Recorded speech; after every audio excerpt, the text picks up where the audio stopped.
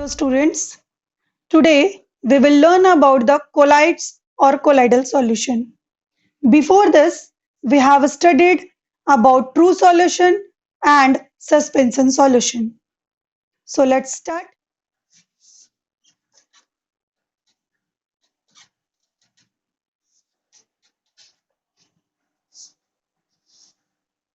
In the colloidal solution, the size of particles of solute is intermediate between the size of particles of true solution and size of particles of suspension. It means the size of particles of solute in colloidal solution is bigger than the size of particles of true solution and smaller than the size of particles of suspension. Example of colloidal solutions are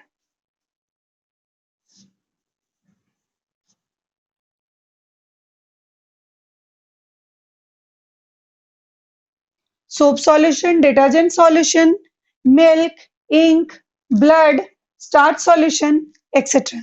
Colloidal solution appears to be homogeneous, but actually it is a heterogeneous mixture.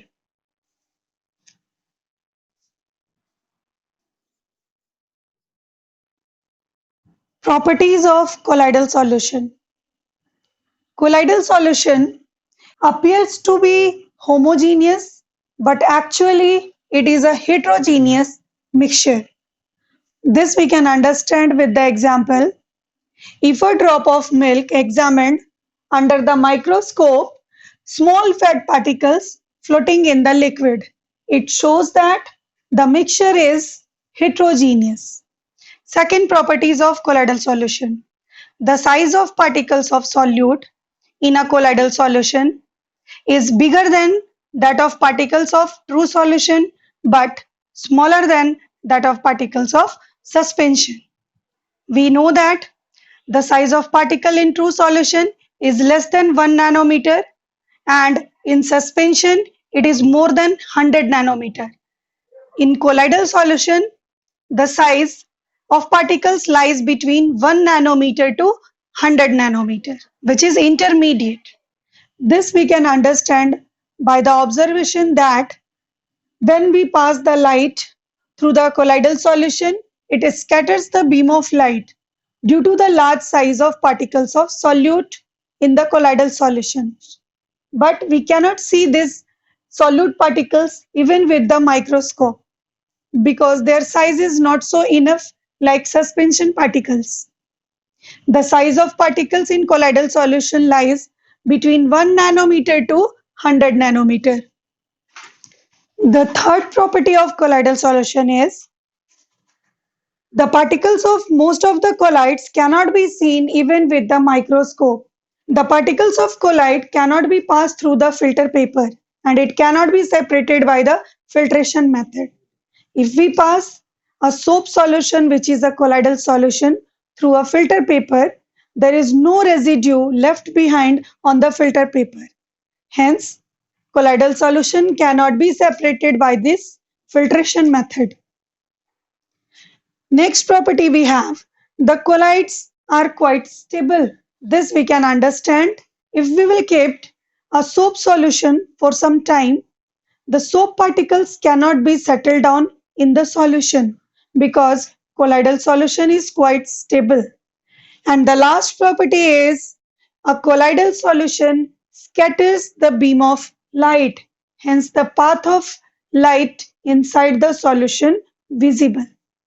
See here we will take two containers, one containing the sugar solution, which is a type of true solution, and second one containing soap solution, which is a type of colloidal solution.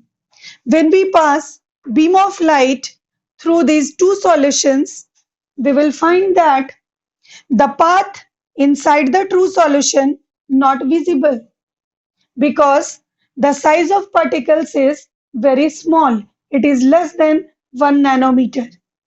While in second soap solution, the path of beam of light is visible inside this solution because the size of particles is fairly large.